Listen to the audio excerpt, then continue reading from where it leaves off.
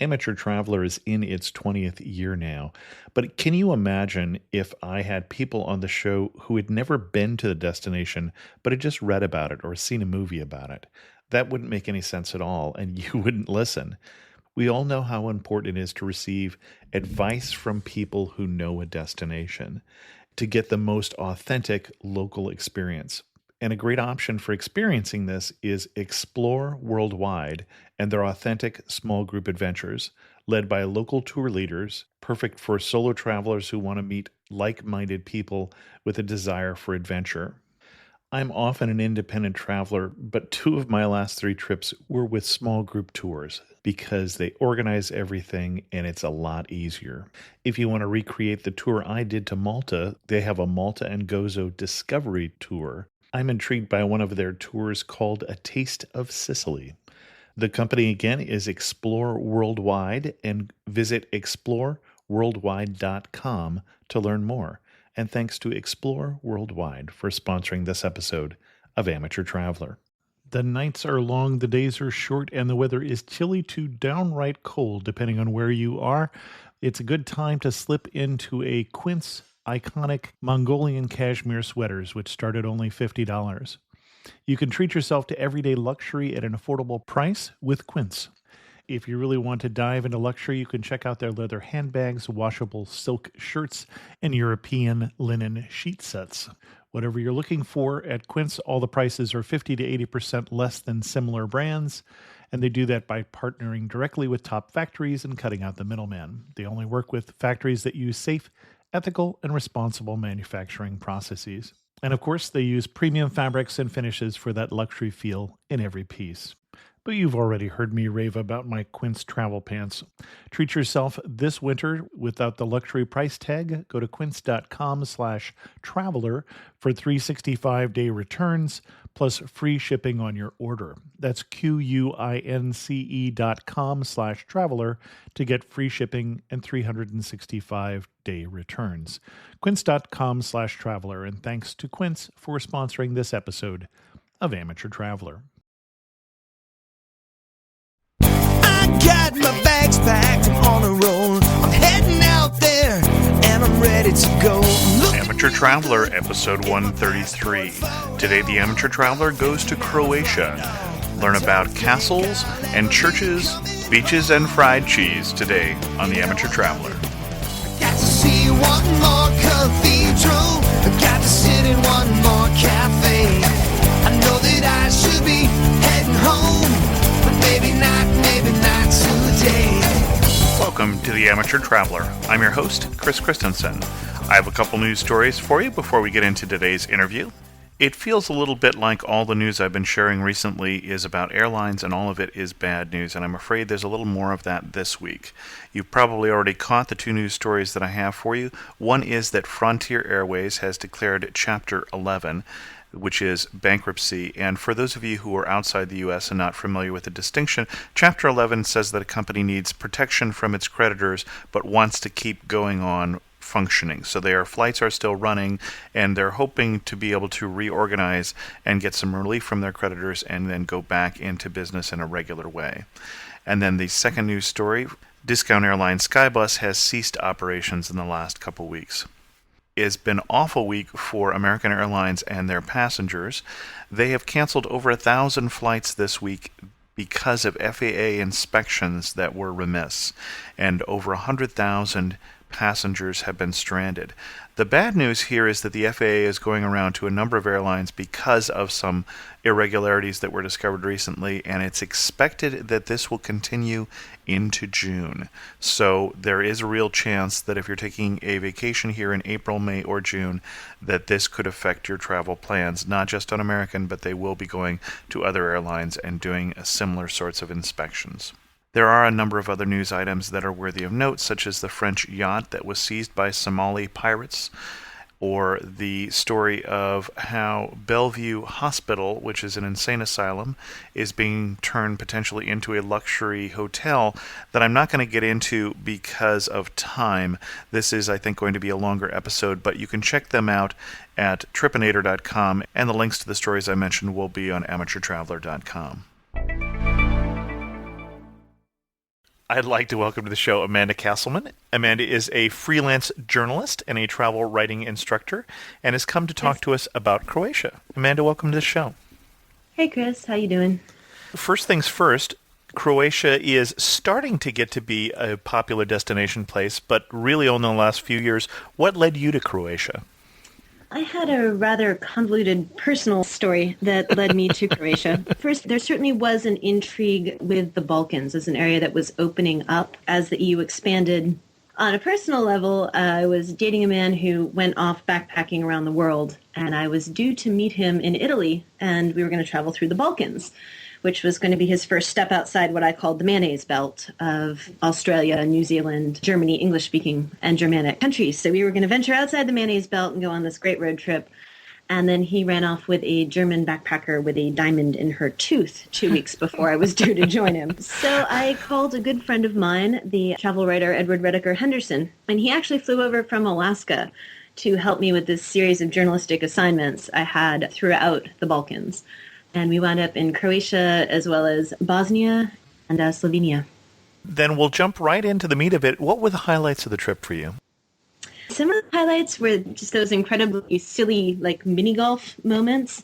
I think place-wise, what surprised me most was a small town called Trogir. It's out on the coast. It's a medieval fortified island near Split. It's 1 square mile, but it's just bristling like a hedgehog with these towers made out of creamy stone. And it was kind of almost like a trick box type of location where it was so small you could drive off it by accident. One wrong turn and we're on the next island over a causeway. But once you got inside all these crazy little alleys and this just sort of warm, pale stone everywhere, you could wander for days. It is a UNESCO World Heritage Center, but nothing either of us had heard of until we basically stumbled upon it. Interesting. And your itinerary, let's go into a little detail and just cover up front that you didn't go to Dubrovnik, which is probably the most popular place in Croatia, because... Partly because it is the most popular place in Croatia, frankly. I mean, as a travel writer, you're constantly seeking out the next destination, right, not where the cruise ships necessarily are already docking. The other factor was I had a few guidebook research assignments who'd asked me to go into the interior, specifically because those are areas that are still opening up. And it seemed like a wonderful deal at the time. I had a British company that said, oh, we're going to give you £50, $100 a day in expenses, plus pay all this money to go research distinctive hotels.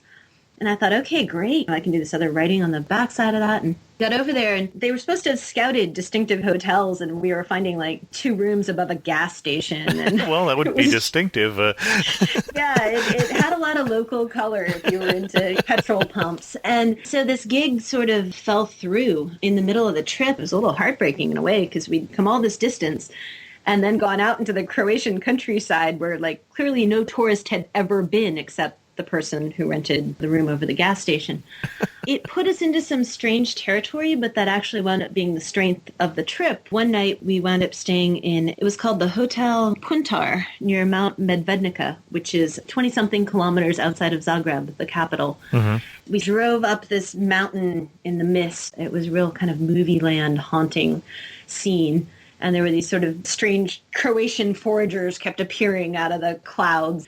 And we drove back down because I'd read that there was this Hotel Puntar that had a big Soviet fighter plane outside of it. It was a real former Yugoslavia stronghold.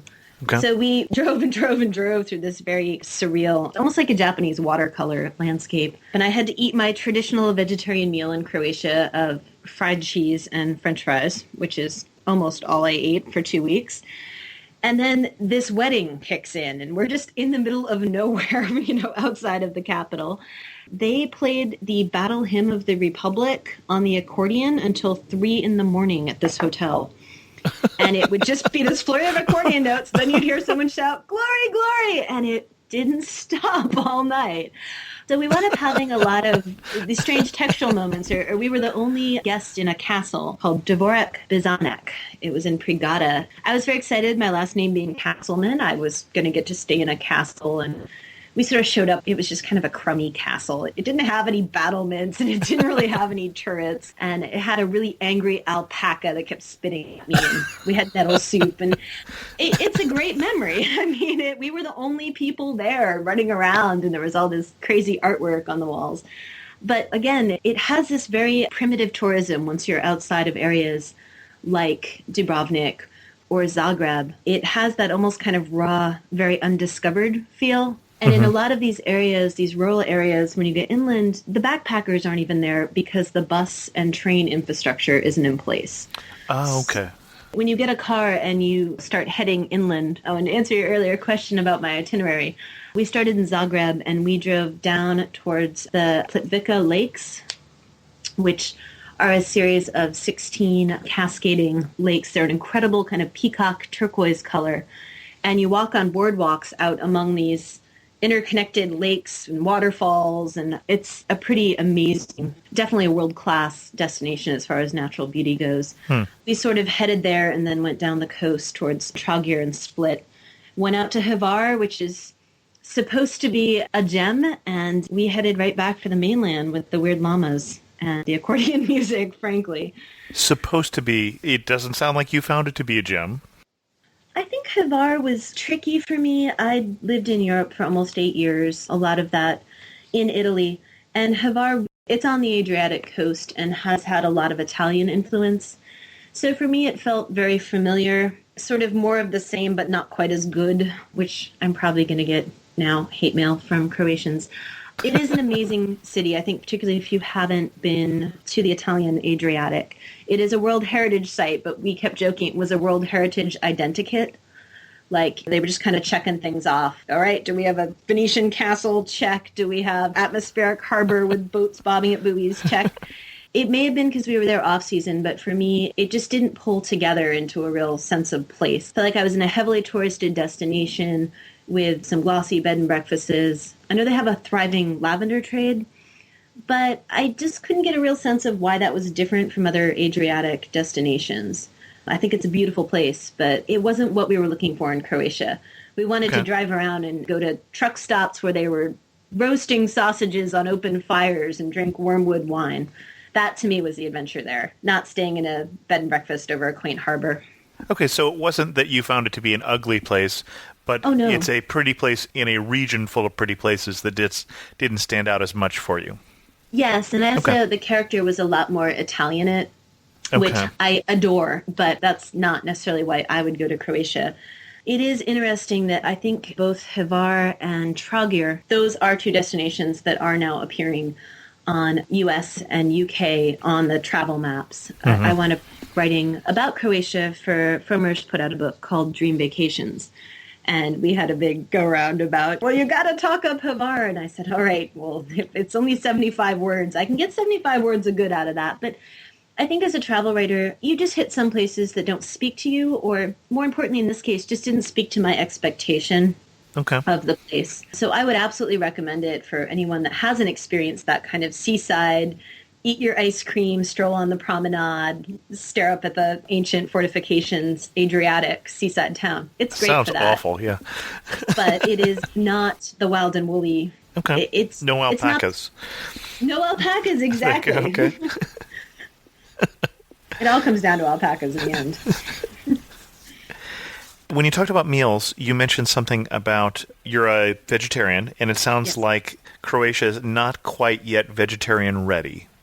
It's a little bit of hard work. Before I went, I found a few Croatians and asked them to write out, I'm vegetarian. And universally, I mean, they all just started laughing and said, like, we don't really even have a word for this. Here, you can try the Russian. The worst meal, I mean, typically it would be fried cheese and French fries, as I mentioned earlier. But by far the scariest, it was actually at the truck stop where they were roasting sausages on the fire. And I saw salad on the menu, and I thought, oh, great, please, some leafy greens, bring it on. And it was a salad composed of, let me see if I remember this right, pickles, 1/3 pickles in a big wedge, and 1/3 pickled beets, and then pickled cabbage. Okay. And it was sort of arranged like one of those radiation signs, don't go there, big third wedges. It was just really, it was about the most terrifying platter of pickled Balkan food. But that's what I signed up for. I mean, I left all the pizza on the coast and I went inland. Uh-huh. And I will say both Hvar and Traugr had some exquisite pizza. They do some very, very exceptional cooking. My friend I was traveling with, who was a meat eater, was delighted all the way along. But vegetarian, I would recommend bringing a few granola bars. Yeah. Okay. For your friend, for instance, you're saying the food wasn't as difficult. It's just not vegetarian friendly so much right now.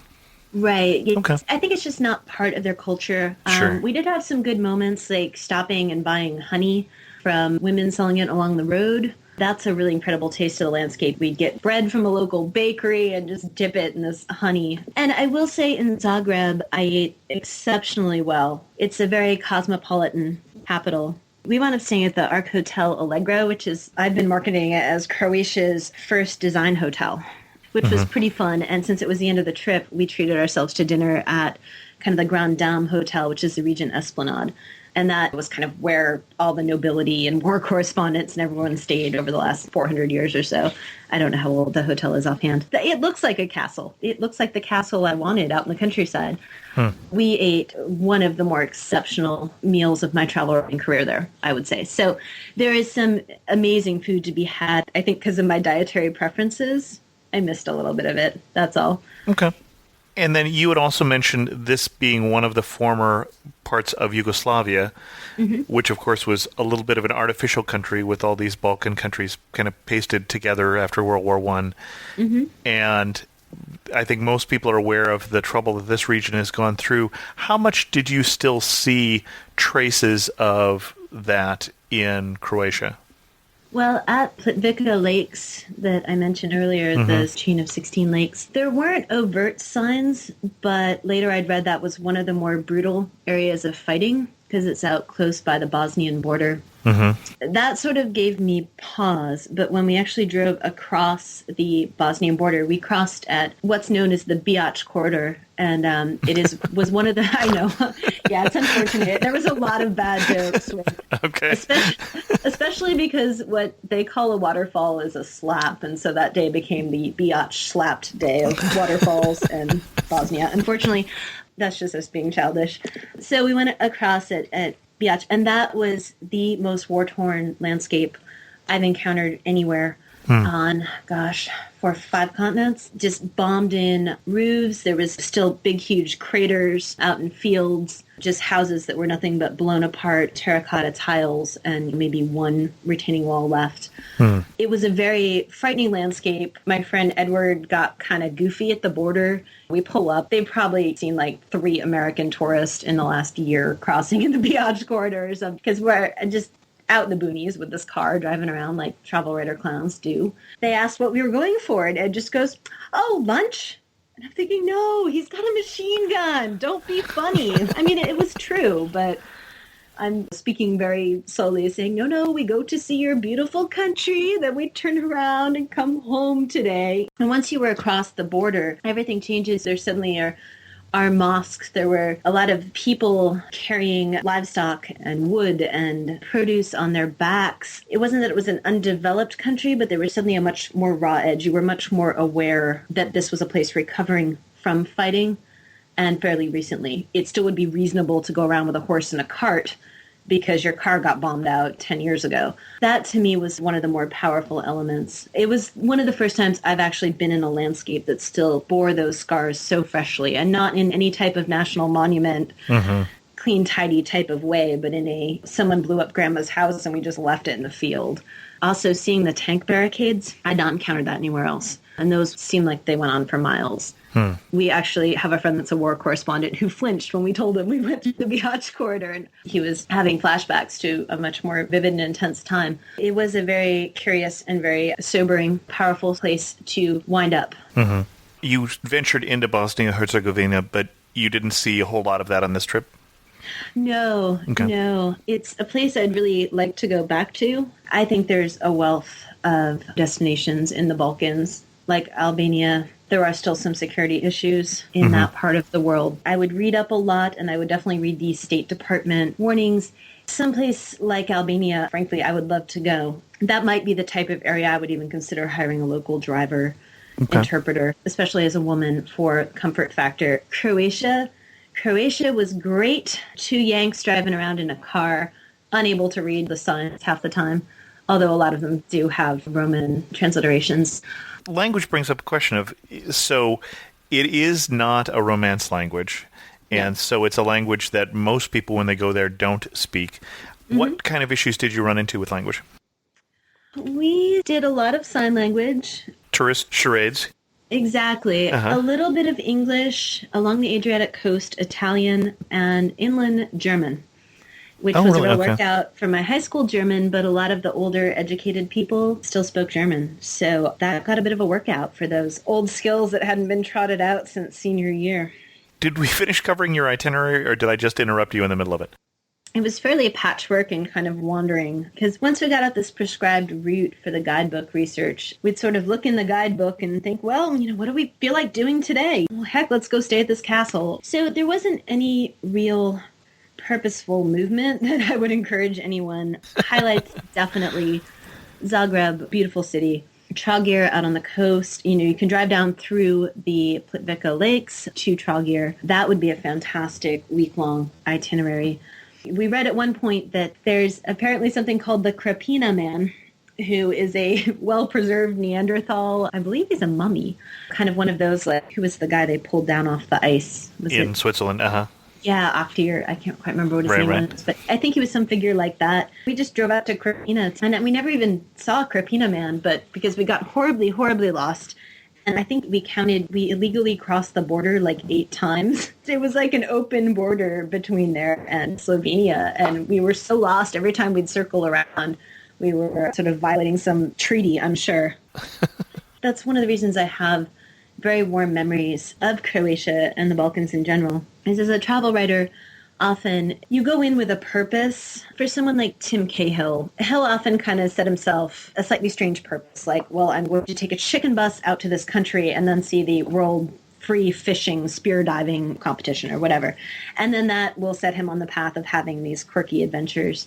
And so quite often we travel that way, or we travel because an editor's asked us, I want you to go check out Ljubljana. It's really happening right now. For us just to get to wander at whim. What was the biggest surprise you had? Aside from the accordion music, accordion battle hymn of the Republic. That's pretty good, actually. I would have to say on an emotional level, Biać on the Bosnian border. For Americans, we often don't get that sense of a domestic landscape just by political violence. And I'm really grateful that we don't don't have an acute sense of that. Seeing the day-to-day life of these people that have been bombed back to using horse carts, that was probably the biggest feel-it-in-your-gut revelation moment that I had. Not necessarily the cheeriest surprise. I also discovered I like fried cheese. Is that happier?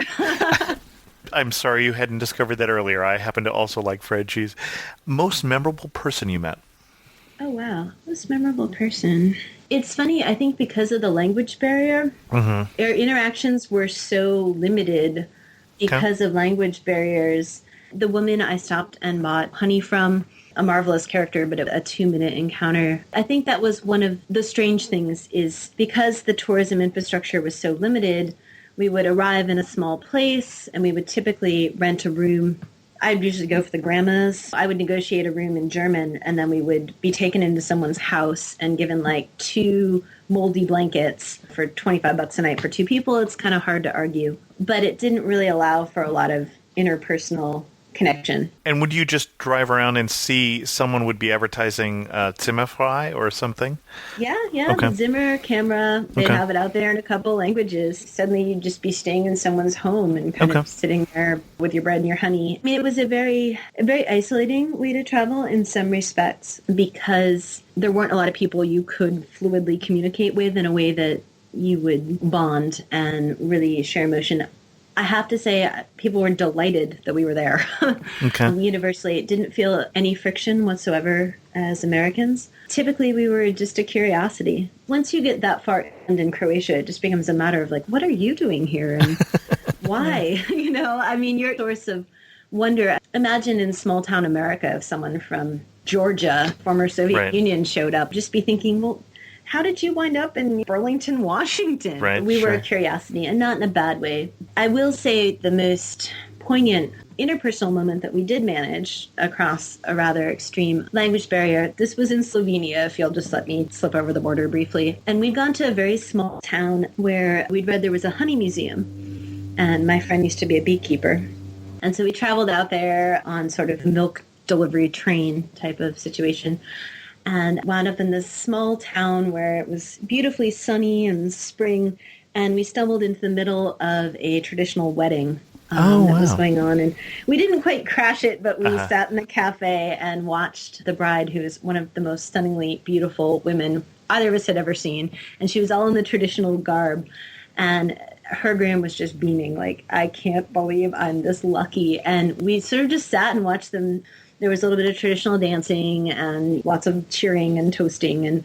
And we sort of got to be on the periphery. And it's sort of those small moments of when you can't fully speak the language, but there still are universal stories that you can engage with. Sure. Those are kind of more of what stands out from that trip, because we were just very isolated by the language and also by the car. As good as the car was and as essential to travel in those rural areas, you don't get your hitchhiking, bus, train type of misadventures. Sure. Yeah, it is more isolating. Mm-hmm. Yeah. What do you wish you'd known before you'd gone? I don't feel like this was particularly a very well thought out trip in my pantheon. Spontaneous is the word we use for that.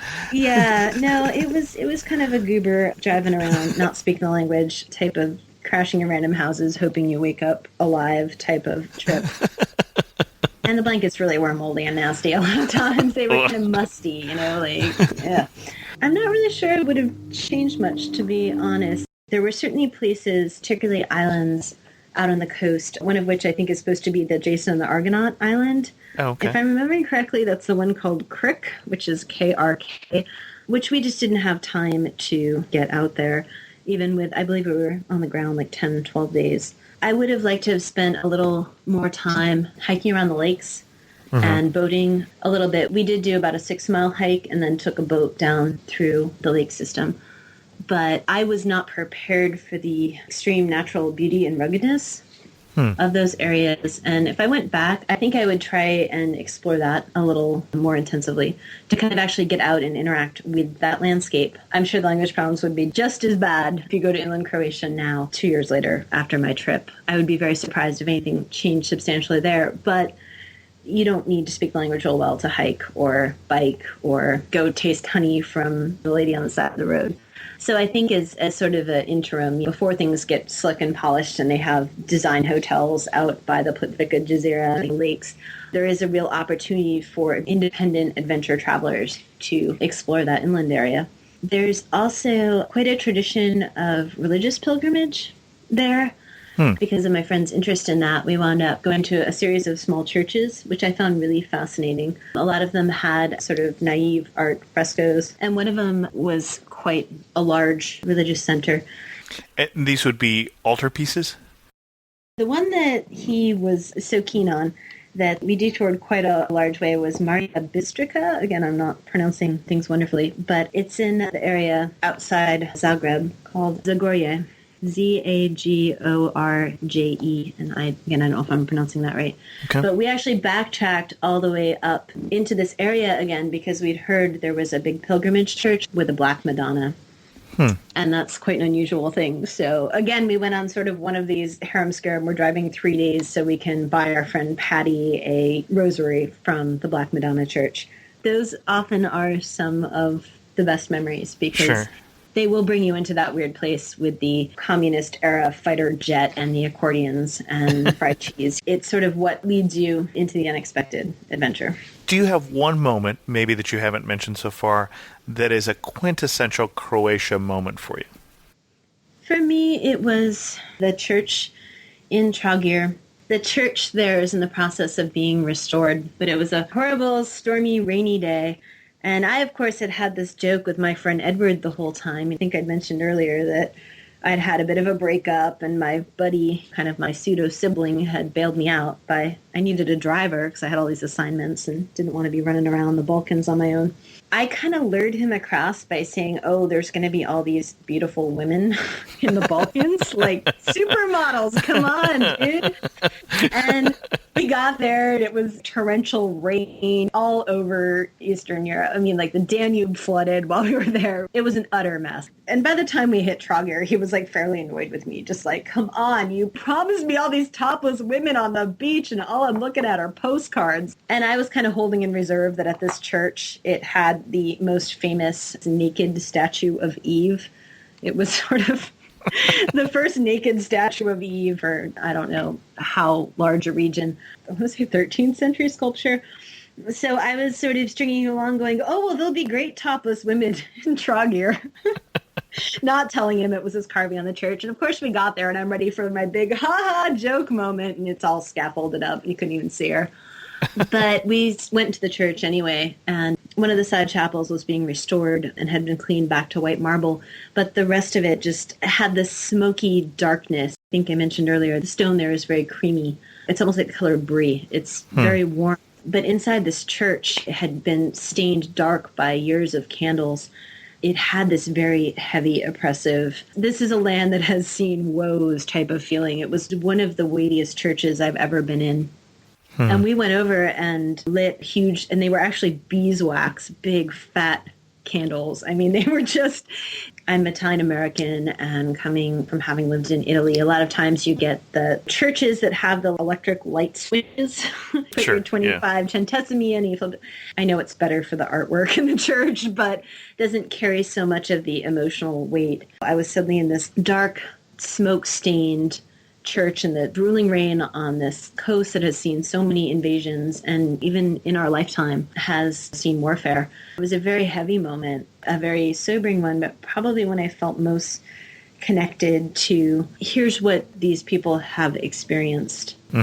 There are these beautiful playboats bobbing in a harbor the color of a peacock's tail, and it's very easy to pretend that you're in Italy and you're sitting in a cafe that's serving you great wood-fired pizza and you're drinking Campari and soda.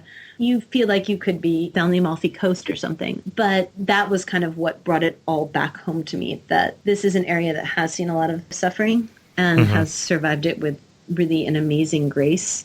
To be able to go there and connect to the place when it's still in this transition, when it hasn't packaged itself up for tourism. I mean, it's like being in Prague after the wall came down type of feeling. It's almost like they haven't begun their own spin yet. I mean, places like Dubrovnik might be different, and that's part of why I avoided them.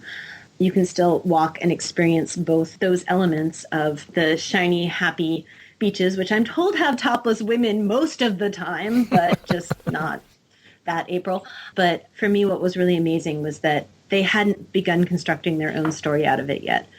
I did have one set of questions that I got asked by a listener knowing you were coming on the show, and that's from Wes, and I'm not sure you're going to be able to answer it because of your not getting to Dubrovnik, but he was wondering if he did go there, what was a good day trip outside of that area? I don't know if you got far enough south to answer that question. Dubrovnik? No, I'm afraid I didn't. Although I can pass along a warning from a colleague of mine. A colleague did warn me that Bosnia and Herzegovina have a small strip of coastline north of Dubrovnik, and it's one of those kind of 100-feet swaths of unmarked border, the type that tripped me up around Krapina that we crossed repeatedly. But apparently this one has a speed trap. So she got a ticket, I believe, both going and coming, because it really sneaks up on you. I mean, on the way back, she knew it was a possibility, and it still was so unmarked it happened again. So I would caution anyone driving north, and because there is only one highway, that's something they're likely to encounter. I would say from Dubrovnik, getting up to Trogir and Hvar, this, which is a little farther out from Hvar, might be a little bit off the beaten track possibility. If memory's serving, it was 6 or 8 hours up the coast to Trogir. So, not so much a day trip. Okay. No, your caller might be better off going out to the islands north of Dubrovnik, would be my guess. But it's nothing I can speak to personally, unfortunately. Okay. As we wind this up, are there anything else that you would like to leave people with if they're thinking about a trip to Croatia? brush up on their German. You're going to be doing a lot of sit-ups to wear off the fried cheese. Grapefruit gum. Grapefruit gum. Grapefruit gum. We became addicted to grapefruit gum, which sounds fairly disgusting, I realize, and apparently it is a Wrigley's product, but we cannot find it in any other country. We've checked about 20 plus collectively now. It is a product seemingly unique to Croatia. I've even tried Googling around to see if I can get some of it sent here, and I've had no luck at all. But grapefruit gum, I would recommend to anyone who's headed into Croatia. It was one of those unexpected newsstand purchases that winds up defining an entire trip for you. I understand what you mean. There's a Coca-Cola drink that I can't get in the U.S., an apple drink, and they sell it just over the border in Mexico, but I can't find it in the U.S. Oh, no. Even though it's... Because that's so close. I mean, exactly. You can probably only bring so much back across with you before they start looking at you funny. Yeah. We brought home a fair amount of grapefruit gum and have been squabbling over it for 2 years. Discovered a whole pack, but we're not going to tell Edward. He has to listen to the whole show to find that out. Well, I hope that we don't cause problems for you. Yeah, I don't want to give up my last pack. I was going to surprise him with a piece next time he came to visit. But yeah, the grapefruit gum was terrific. I think it was that combination of the familiar but slightly twisted.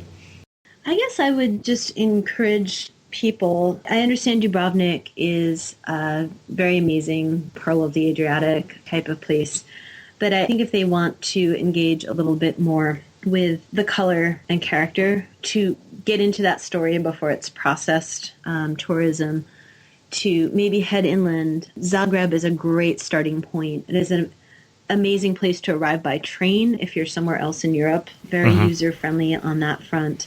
From there, it is not terribly difficult to rent a car and head outward. It's a pretty amazing opportunity. I mean, Croatia is one of those destinations that's all over the cover of the glossy magazines now. I think we're really lucky that there still are these parts inland where things aren't fully scripted yet. Rick Steves has already covered the Plitvica Lakes. It's all blasting wide open right now. But I would encourage people to try and see that authentic story before it gets lost under the layers of interpretations. Even if you don't speak the language, you can drive around and you can eat sausages and drink wormwood wine. Unless you can't eat sausages if you're me, but But I think there still is a very visceral experience to be had there. So I would encourage people to go a little outside their comfort zone on this one. And it certainly was for me, even having lived in Europe. Frankly, I was scared taking a night train from Naples into Slovenia and then crossing over the border. I didn't know what to expect in the Balkans. And on the whole, it has wound up being one of the best trips of my life. And from someone that often is out in the field 150 days a year, I mean, that's saying a lot. Again, our guest has been Amanda Castleman. Amanda, thanks so much for coming on the show. Thanks, Chris. It's been a pleasure. Normally at this point in the show, I'd have an internet resource for you and some news from the community, but I'm going to skip that this week. I have a trip this weekend, and if I'm going to get out of town, I still have to pack, and if I'm going to get this out on time, I'm going to have to edit this in the car with a wireless card, so we'll wind this show down here. If you have any comments for me, feel free to send them to host@amateurtraveler.com or leave them on the discussion board, amateurtraveler.com/board, or call the comment line. You can find that number at amateurtraveler.com/contact.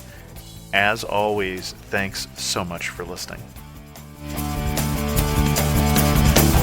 got to see one more cathedral. I got to sit in one more cafe. I know that I should be heading home.